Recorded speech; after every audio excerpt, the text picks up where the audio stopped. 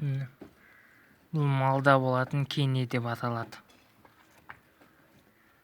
Қан сорғыш.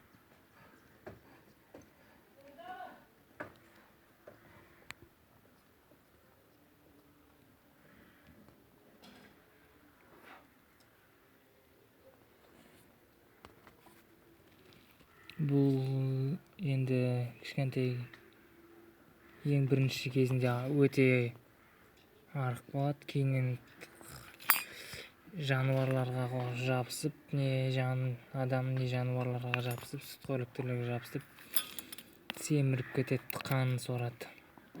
Оған дәлел міне. Мынаның бәрі қан.